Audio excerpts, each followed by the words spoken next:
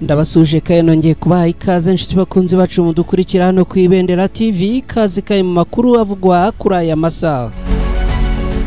Namakuru turaza kwibanda mu burasirazuba bwa Repubulika Iharanira Demokarasi ya Kongo. Turababwira ko ingabo z'u Burundi zigera kuri 200 zagabye bitero kuri M23 ni muri Kivu y'Amajyepfo.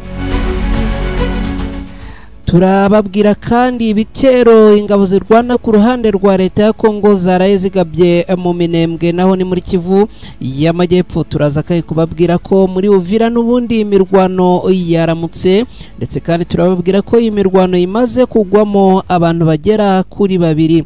Turaza birumvikana kunyarukirano muri Nyiragongo. Turababwira yuko igisirikare cya AFC 23 bamaze kuvumbura abagera kuri 300 bo ku ruhande rwa Zarendo na FDLR mu myobo bari bihishemo hano Nyiragongo. Ibi turabyinjiramo ku buryo burambuye. Turaza kandi kubabwira ko mu kigo cya SADC aha muri Kivu y'Amajyaruguru barwanya umutwe wa M23 bavumbuyemo abasirikare benshi cyane. Bikaba bivugwa ko bari bitsimbye muri iki kigo. Ibi turaza kubyinjiramo ku buryo burambuye. Nituza kubona kanya turaza no kwihanganisha abakristo Gatolika, dore ko umushumba wa Kiliziya Gatolika ku isi Papa Francis yitabye Imana. Turaza kubyinjiramo nitubona akanya. Hanyuma kandi ubwo makuru ajyanye na politike turaza no kubabwira yuko Donald Trump, perezida wa Leta Zunze Ubumwe za Amerika, hamaze gukorwa imyigaragambyo yo kumwamagana. Ibi turabyinjiramo hamwe namwe muri aya makuru ku buryo burambuye. Na makuru mugiye gufatanya nanjye mukajya mu by'imirongo y'urugamba. Hanyuma niba wageze hano ku Ibendera TV cyo ngusaba no gutereka like yawe, niba utari wakora subscribe akaye nawe uyu ni wo mwanya wawe. Tunashimira mwe mwamaze gukora subscribe ku Ibendera TV, ariko by'akarusho wowe wanibutse gukora kuri ako kantu kameze nk'inzogera bakita signe de la notification. Mukanya reka nze twinjira muri aya makuru ku buryo burambuye.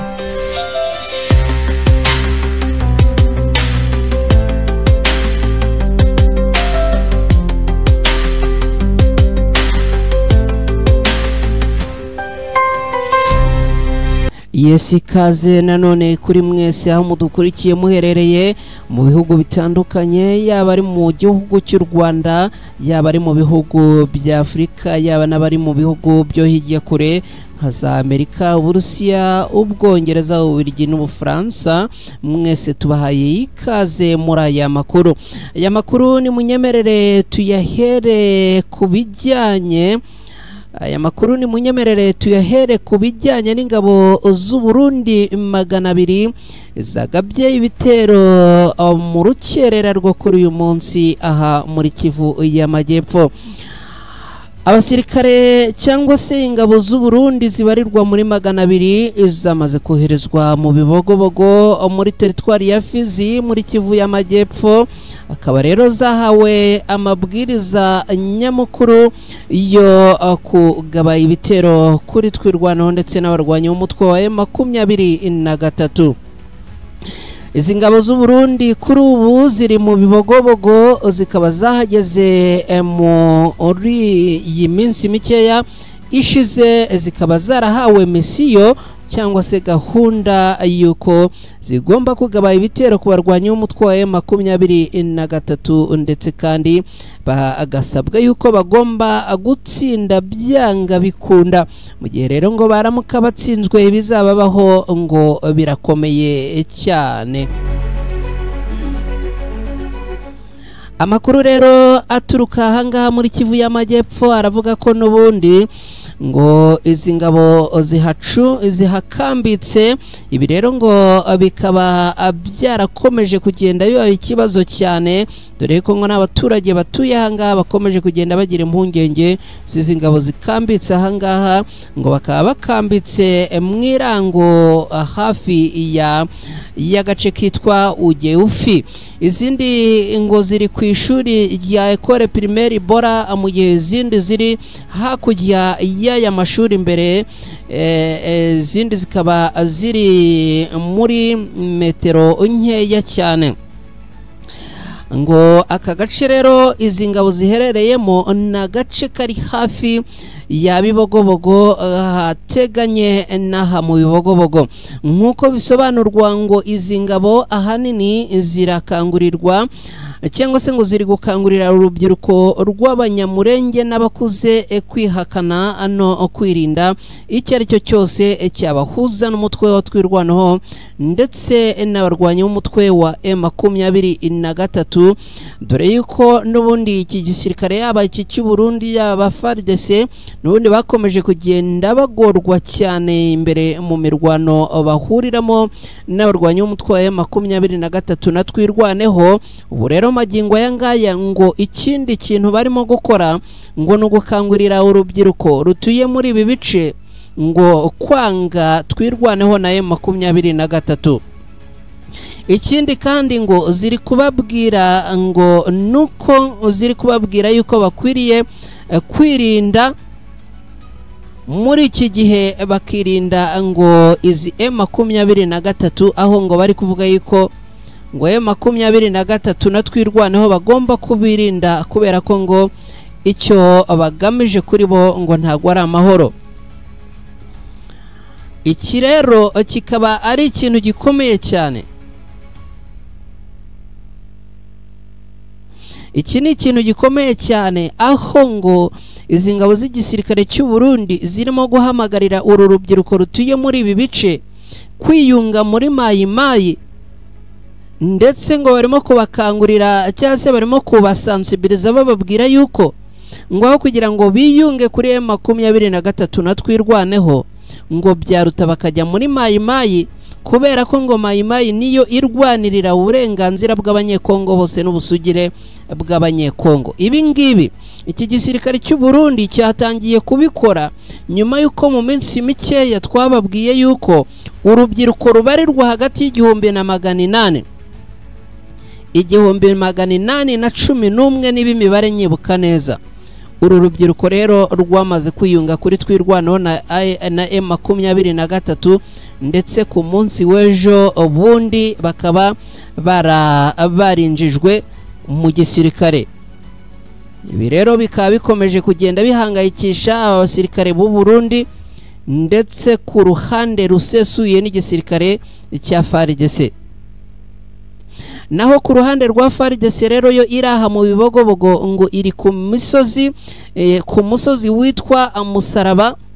Abasirikare bakaba ngo abari kuri uyu musozi babarirwa muri 50 ndetse n'ijana, bakaba ngo barebwa cyangwa se bayobowe na koloneli witwa Nagawa Rubaba. Naho ikindi ngo uwamenya kuri izi operasiyo ngo nuko igisirikare cy'u Burundi barimo gukangurira urubyiruko rw'abanyamurenge n'abakuze ngo kuyoboka ubutegetsi bw'Kinshasa no kubakunda no kubukurikira, maze ngo bakirinda M23 aho ngo bari kugenda bavuga yuko ngo ari umutwe w'inyeshyamba. Hejuru y'ibyo kandi byavuzwe n'izi ngabo z'u Burundi ziri muri iki gice ngo nuko uyu mutwe wa M23 n'igisirikare cyabo ndetse na twirwaneho ngo babita abacengezi. Ngibyo rero ibirimo kuvugwa ahangaha rwose. Ikindi nakubwira nuko izi ngabo z'u Burundi ndetse n'izi FARDC ziri ahangaha ngo zitunzwe n'umuceri ndetse n'imyumbati n'umutsima wa kawunga ngo babona gakeya. Ibi rero akaba ari byo bituma hanini bigera nijoro izi wazarendo ngo zikajya gusahura zivuga ziti ahari twasahura inka tukabasha no kujya ku kaboga. Ngibyo reka n'ubundi dukomereze ahanga muri Kivu y'Amajyepfo tubabwire ibijyanye n'igitero cyagabwe ku munsi w'ejo mu Minembwe, ku munsi w'ejo kuri Pasika. Amakuru ava mu Minembwe ahazwi nk'umurwa mukuru w'Imurenge muri Kivu y'Amajyepfo aravuga ko ihuriro ry'ingabo zirwana ku ruhande rwa leta ya Kongo yagabye igitero ku munsi w'ejo mu duce twahangaha Minembwe dutuwe n'abanyamurenge, ariko ngo ingabo zirwana ku ruhande rwa M23 na twirwaneho baza gusubiza iki gitero inyuma. Agace rero ngo kagabwemo ibitero ku munsi w'ejo ngo na gace gaherereye ahitwa Karongi rero ikaba ari agace gaherereye mu burasirazuba bwa komine ya Minembwe, akaba ari naho kandi hari kumpera hatuwe n'abanyamurenge, kuko uyivamo ukinjira ni ukuvuga ngo iyo uvuye muri aka gace ka Karongi uhita winjira mu mashyamba agera kuri Mutambara, ahangaha hakaba hatuwe ngo nabo bita ababembe. Aya makuru kandi avuga ko iri huriro ry'ingabo za leta ya Kongo mu kugaba iki gitero batsakiranyije n'abarwanyi batwirwanaho ndetse n'abarwanyi b'umutwe wa M23, hanyuma rero biza kurangira abarwanyi b'umutwe wa M23 natwirwanaho babahaye ikiswe umuriro, dore ko ngo barabarashe birangira baguye muri iyi mirwano ngo ari benshi cyane, ndetse ngo byaragoranye cyane kuba hagira uhunga n'urokoka iyi mirwano, kubera yuko ngo baje kwitura mu cyo nakwita ko rambushi yatwirwanaho na M23, noneho ngo twirwaneho ituruka mu ruhande rumwe na M23 ituruka mu rundi ruhande, hanyuma noneho ngo babahurizamo hagati ubundi barabarasa. Icyaje kurangira nuko ngo byarangiye abangaba bahawe isomo rikomeye cyane. Biravugwa yuko kandi muri iki gitero abarwanyi batwirwanaho na M23 bahavanye intwaro nyinshi cyane, kubera yuko ngo byarangiye aba barwana ku ruhande rwa leta ya Kongo barashwe n'ubundi abandi ngo bafatwa amatekwa, birangira rero intwaro zose bari bitwaje zigumye mu maboko ya twirwanaho na M23. Ni mirwano rero yabaye hagati y'impande zombi ku cyumweru, ni ku munsi w'ejo kuri Pasika, aho n'ubundi iyi mirwano ngo itamaze iminota myinshi, kubera yuko ngo abarwanyi bahise bagwa muri ambushi n'ubundi M23 natwirwanaho ikibazo abakirangiza byoroshye cyane.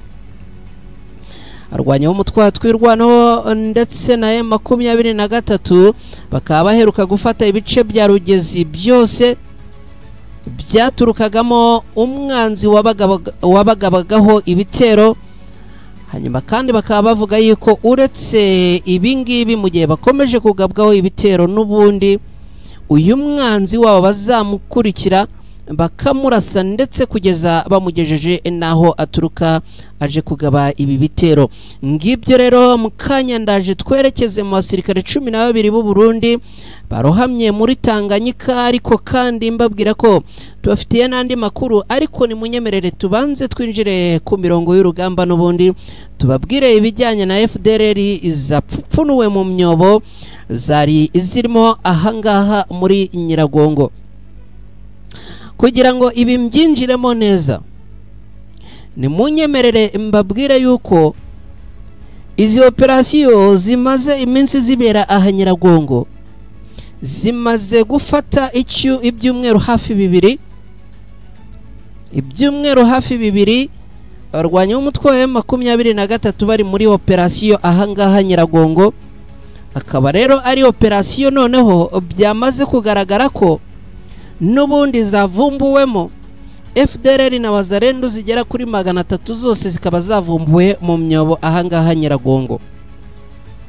Nkuko nabibabwiye mu makuru yacu atambutse, nababwiye yuko n'ubundi abarwanyi b'umutwe wa M23 ku munsi w'ejo bohereje abasirikare benshi cyane, barimo aba special forces, barimo aba snipers, barimo abakamandazi, bakaba rero baroherejwe aha Nyiragongo. Misiyo bahawe nuguhiga bukware FDLR ndetse na Wazalendo. Ikindi kandi nuguhiga abasirikare bo ku ruhande rwa leta ya Kongo FARDC, dore yuko narimo kugenda abisukiranya hangaha Nyiragongo. Ikindi kandi twabwiye yuko ibirindiro cyangwa se stoke abasirikare bashyiragamo, no kuvuga aba basirikare bo ku ruhande rwa FARDC ndetse na Wazalendo na FDLR babikagamo intwaro. Iyi stoke rero ku munsi w'ejo abarwanyi b'umutwe wa M23 bamaze kuyigeraho, ndetse ngo bahavanye n'intwaro nyinshi. Ibi twabigarutseho mu makuru yacu yatambutse. Mu rukerera rwo kuri uyu munsi rero noneho operasiyo zakomeje aha Nyiragongo, hakaba haje kuvumburwa imyobo igera kuri 6 yose izi FDLR na Wazalendo ziberagamo. Hanyuma kandi iyi myobo ikaba yabashije kuvumburwamo abagera kuri 300. Biravugwa yuko aba 300 ari aba Wazalendo ndetse na FDLR. 300 bose rero bakaba bavumbuye muri iyi myobo. Intare za Sarambwe zikaba zakoze operasiyo ikomeye cyane. Iyi myobo rero bakaba bayivumbuyemo abagera kuri 300 magingo aya ngaya. Ikindi nakubwira kandi nuko n'ubundi operasiyo zirakomeje aha ngaha Nyiragongo, dore ko abarwanyi b'umutwe wa M23 bavuga yuko bazaruhuka ari uko igisubizo gihamye kandi kirambye cy'abarwanya cyangwa se cyabaza gutera ibitero mu baturage baturutse aha Nyiragongo kibonewe umuti. Magingo yangaya rero ngizo updates zituruka aha ngaha Nyiragongo. Reka uyu munsi nta gutinda, ntago ndi bubatindire. Birumvikana niba bamaze guterekaho like yawe, ibyo bimaze kumenyerwa ni nk'ihame. Niba kandi utari wakora subscribe hano ku Ibendera TV, ibi nabyo niwo mwanya wawe wo kubikora. Hanyuma kandi ikindi twagarukaho tukwibutsa nuko mu gihe uterekaho subscribe n'ubundi wibuka gukora kuri ako kantu kameze nk'inzogera bakita signe de la notification, akakagufasha mu gihe dushyizeho amakuru hano ku Ibendera TV guhita uyabona abitiriwe bigutwara umwanya wo kujya gushakisha. Reka rero twinjire muri Uvira. Twinjira mu mujyi wa Uvira mbabwira yuko abantu babiri bamaze kuraswa. Kabari imirwano yabaye mu gitondo cyo kuri uyu munsi. Ariko mbere yo kwinjira ahangaha mu mujyi wa Uvira, ni munyemerere mbabwire yuko n'ubundi aha mu mujyi wa Uvira urugamba rwambikanye. Abahungu b'intare za Sarambwe bamaze kwambarira urugamba ahangaha mu mujyi wa Uvira.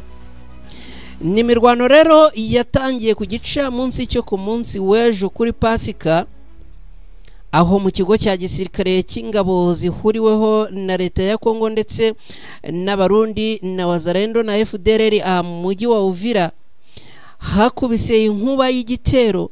Biravuga yuko abarwanyi b'umutwe wa M23 boherejemo bombe muri iki kigo. Hanyuma rero bikaza kurangira abasirikare bagwiriranye ndetse ngo bapfiriyemo ahangaha. Ariko icyatunguranye cyane ngo bibajije ikibabayeho birabayobera. Biravugwa yuko aba special forces babarwanya umutwe wa M23 rwose ngo bohereje igisasu gikomeye cyane kandi kiremereye ahangaha muri iyi nkambi cyase muri iki kigo cy'abasirikare. Biza kurangira rero ngo bizanye impagarara hagati y'aba basirikare, hagati ya Wazalendo n'ingabo z'abarundi ndetse na FARDC. Bibaza ngo iki gitero kivuye hehe, bibaza ngo bigenze gute. Biza kurangira rero bakeka yuko yaba ari igitero cyaba giturutse muri bagenzi babo, ariko n'ubundi biza kurangira ari intare za Sarambwe ahubwo zari zikoze akazi kazo. Magingo yangaya rero biravuga yuko iki gitero n'ubundi cyaje kugwamo abatari bakeya. Ibi rero ngo bikaba byatumye Wazalendo umujinya mwinshi nijoro zirara mu baturage zigiye kubica no kubasahura. Bikaba bivuga yuko ngo hari n'umugore utwite ndetse n'umugabo we ngo waje kugwa mu mirwano, dore yuko ngo biraye mu baturage bagenda barasa ahariho hose. Magingo yangaya rero hakaba hamaze kumenyekana ko hari umugore utwite warashwe ndetse kandi n'umugabo we akaba yarashwe, mu gihe ngo bivugwa yuko izi Wazalendo mu kwinjira mu gusahura ngo zaje kujya kuri uyu mugore zikamufata ku ngufu. Umugabo we rero yabibona akarakara agashaka gutera hejuru, yatera hejuru rero bakavuga bataba abantu ni tubasiga ari bazima n'ubundi biraza kuba bibi cyane, biza kurangira rero ngo babarashe yaba umugore bari bamaze gufata ku ngufu yaba n'uyu mugabo we, biza kurangira rero baguye muri iyi mirwano ya Wazalendo. Ubwo bivuze yuko ari ibintu n'ubundi bikomeje kuba bibi cyane aha muri uyu mujyi wa Uvira. Reka rero uyu mujyi wa Uvira tuwuvemo twinjire muri SADC. Reka twinjire mu kigo cya SADC, aho muri ibi bigo by'ingabo z'umuryango wa Afurika y'Amajyepfo SADC ziri mu butumwa muri Repubulika Iharanira Demokarasi ya Kongo, hasanzwe abasirikare ba Repubulika Iharanira Demokarasi ya Kongo nabo muri Wazalendo, ndetse kandi ngo abangaba bakaba basanzwe mu myobo yariraha muri iki kigo. Ibi rero bikaba byafashwe nk'ubugambanyi ku ruhande rw'izi ngabo ndetse na M23. Aba basirikare bo ku ruhande rwa leta ya Kongo ngo baje gusangwamo ahangaha n'abarwanyi b'umutwe wa M23, bakaba bavumbuwe rero mu myobo yariraha muri iki kigo cy'izi ngabo za SADC. Bivugwa ko rwose ahangaha ngo havumbuwe abasirikare benshi, ariko ndirinda kuvuga imibare mu gihe iyi nkuru tukiri kuyikurikirana neza. Gusa ariko amakuru ngo nuko havumbuwe abasirikare benshi, bakaba bavumbuwe rero mu myobo yarira ahangaha muri iki kigo cya gisirikare cy'izi ngabo. Amakuru rwose aravuga yuko havumbuwe abasirikare benshi, imibare myinshi, ariko magingo aya ngaya imibare ntabwo yari yashyirwa ahagaragara, kandi mu gihe imibare itari yaba official. Nimunyemerere tube tubyikijeho gatoya, ubundi tuze kubigarukamo makuru yacu n'ubundi, dore yuko nababwiye yuko twe hano ku Ibendera TV tuzajya tubagezaho amakuru y'ubwino, hanyuma rero ibindi tukaba tubiretse ho gatoya kuko twebwe turatara tukanatangaza ngibyo. Hanyuma ni munyemerere twinjire muri iyi nkuru ivuga ku basirikare cyangwa se igaruka ku basirikare 12 b'u Burundi barohamye muri Tanganyika.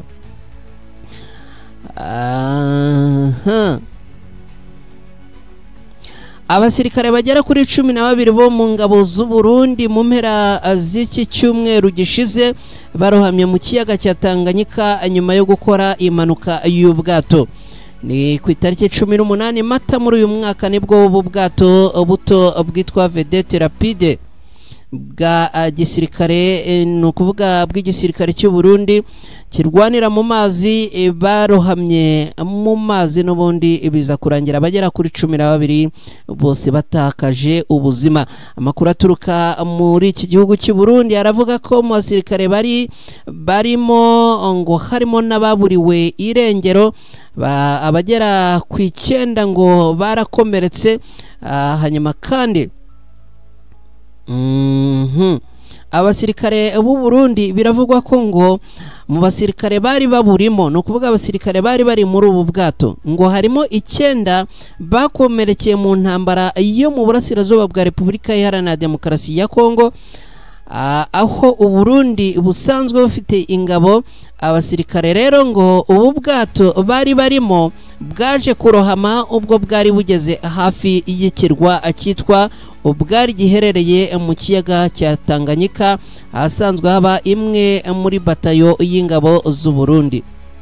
Ibi rero ngo byabaye nyuma y'impanuka, nk'uko amakuru aturuka ahangaha mu gisirikare cy'u Burundi abyemeza, ngo ni impanuka yatewe n'umuhengeri ukomeye cyane wahangaha muri iki kiyaga Tanganyika, waje rero kurangira ubirinduye ubu bwato.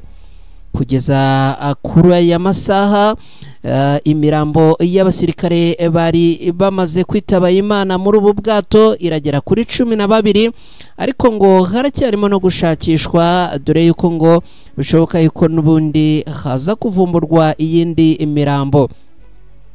Ngibyo rero, ngibyo ibirimo kuvugwa ngibyo rero ibirimo kuvugwa ahangaha makuru aturuka mu gisirikare cy'u Burundi. Hanyuma rero kugira ngo mukanya dusoreze ku nkuru n'ubundi nababwiye ko turaza kwihanganisha abakristo Gatolika mu rwego rw'isi, dore ko umushumba mukuru wabo Papa Francis yitabye Imana mu gitondo cyo kuri uyu munsi. Munyemerere tubanze n'ubundi twerekeze mu myigaragambyo yo kwamagana Perezida Donald Trump wa Leta Zunze Ubumwe za Amerika. Hanyuma mukanya tuze tubona kwinjira muri iyi nkuru yo kwihanganisha abakristo Gatolika ku isi yose. Amakuru aturuka muri Leta Zunze Ubumwe za Amerika aravuga ko abantu ibihumbi bitabiriye imyigaragambyo yo kwamagana ibikorwa bya Perezida Donald Trump aherutse gukora. Uribaza ngo ibi bikorwa ni bihe? Reka tubyinjiremo ku buryo burambuye, wowe unyemerere unize umwanya wawe. Iyi ni imyigaragambyo yakozwe kuri uyu wa gatandatu tariki ya 19 Mata muri uyu mwaka, aho yabereye mu bice bitandukanye, harimo iyabereye hanze y'ibiro bya Perezida wa Leta Zunze Ubumwe za Amerika n'indi yakorewe hanze y'inzu y'ubucuruzi ya kampanyi yitwa Tesla yakorewe hanze. Nukuvuga iyi nzu yitwa Tesla y'umuherwe Elon Musk, umwe cyangwa se uri mu bayobozi ba Amerika bakomeye, kuko ni umujyanama wa Perezida Donald Trump kugeza amagingo aya ngaya. Abigaragambyaga rero barinubira ibibazo bitandukanye. Benshi basabye ko Kilmar Abrego Garcia woherejwe muri El Salvador habayeho ko kumwibeshyaho, akaba uyu rero ngo bivuga yuko yasubizwa muri Leta Zunze Ubumwe za Amerika. Reka ibi tubisobanure neza. Uyu mugabo witwa Abrego Garcia ngo yaje koherezwa muri El Salvador bikekwa ko ngo ari umuturage waha muri iki gihugu, nyamara ahubwo ngo ari umuturage wa Leta Zunze Ubumwe za Amerika. Hanyuma rero ibingibi abanyamerika bamaze kubimenya, barambarara hasi barigaragambya ufashe ibuye. Abanyamerika nabo ngira ngo mwarababonye nta mikino bagira. Ufashe ibuye arikoresha icyo rikwiriye kuba rikora, ufashe itafari akarikoresha icyo rikwiriye kuba rikora, ufite inkoni cyangwa ikibando akagikoresha mu mwanya wacyo. Aba rero rwose bakaba abigaragambije bikomeye cyane. Iyi myigaragambyo ikaba icyakora ngo yaje kurasirwamo. Oya, iyi myigaragambyo ahubwo ngo yiswe 50-51, bishatse kuvuga ngo imyigaragambyo 50, leta 50, igikorwa cya mbere. Mbabarire mukanya nari byari binyisobye mvuze ngo yarasiwemo, ahubwo ntago ari kurasirwamo, ahubwo n'izina ryahawe iyi myigaragambyo, aho bivugwa ko ari imyigaragambyo 50. Uribaza ngo niba hamaze gukorwa imyigaragambyo ya mbere kandi hateganyijwe imyigaragambyo 50, ntago bigomba koroha.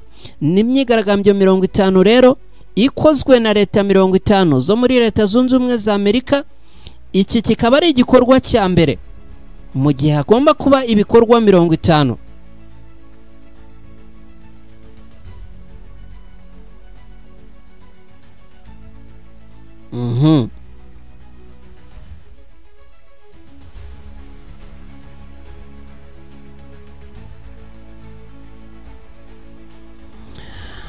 Ibi rero bikaba bikomeje kugenda bikomera cyane, dore yuko magingo yanga tuvugana iyi myigaragambyo ikomeje n'ubundi kuzamura indi intera, ikomeje gukomera cyane. Abigaragambyaga rero bakaba bagaragaye, hagaragayemo umugore ufite icyapa cyanditseho ngo irukana Trump umujyane muri El Salvador. Uwo mugore yanagaragaye ari imbere ya White House, biro by'umukuru w'igihugu cya Leta Zunze Ubumwe za Amerika. ngibyo rero imyigaragambyo magingo aya bikaba bivuga yuko ikomeje ndetse akaba ari imyigaragambyo ngo irimo gukorwa ku rwego rwo hejuru dore ko abaturage ngo barakaye abandi bariye karungu. Ngibyo rero ibituruka ahangaha muri Leta Zunze Ubumwe za Amerika. Reka rero abakunzi bacu mudukurikiye ni muhaguruke rwose twifatanye n'abakristo gatolika ku isi yose dore ko inkuru mbi ya atashye aho umushumba mukuru wa Kiliziya Gatolika ku isi Papa Francis yitabye Imana kuri uyu wa mbere tariki 21 Mata muri uyu mwaka w'2025. Akaba uyu mushumba yitabye Imana afite imyaka 88, akaba yaguye aho yaratuye muri Casa Santa Marta i Vatikani. Amakuru dukesha ikinyamakuru ibendera.com aravuga yuko itangazo ry'urupfu rwa nyakwigendera ryasomwe na Kardinali Keve Efaneri, akaba yarisomye ari i Vatikani aho yavuze ko Papa Francis yapfuye isaa 1:35 za mu gitondo kuri uyu munsi tariki 21 Mata muri uyu mwaka w'2025. Nyuma y'umunsi umwe gusa habaye umunsi mukuru wa Pasika. Hanyuma rero akaba uyu mukardinali yashimangiye ko ubuzima bwe bwose yari yarabweguriye serivisi z'Imana n'itorero ya Kiliziya Gatolika. Amakuru kandi akaba avuga yuko Papa Francis yari amaze igihe arwaye guhera muri Gashyantare mu mwaka uyu turimo w'2025 aho yajyanwe mu bitaro bya Gemelli kubera ibibazo byo mu myanya y'ubuhumekero. Yaje gusubizwa kandi mu rugo nyuma y'iminsi 38 ariko ubuzima bwe bukomeza kuzamba. Yarasanzwe azwiho kugira ikibazo cy'ubuhumekero kuva mu buto bwe kugeza amagingo aya ngaya, aho ngo yigeze gukurwamo igice cy'ibihaha mu mwaka w'1957. Mu mwaka w'2024 yasinyiye uburyo bushya bw'imihango y'ishyingurwa rya Papa, aho yifuzaga ko biba mu buryo bworoshye kandi bugaragaza ukwemera amwizuka rya Yezu Kristo. Abakristo Gatolika rero muherereye ku isi yose mu bihugu bitandukanye twifatanyije namwe muri aka kababaro ko gupfusha mushumba mukuru wanyu. Hanyuma kandi ubwo twifatanyije na Kiliziya Gatolika muri bibihe bikomeye murimo. Reka rero tugana ku musozo tubashimire cyane mwe mwabanye natwe muri aya makuru. Hanyuma aho muherereye hose ku isi yose turabashimira cyane tubifuriza kugubwa neza. Bashimire mbabwira yuko turaza gusubira n'ubundi makuru yacu uko agenda atugeraho.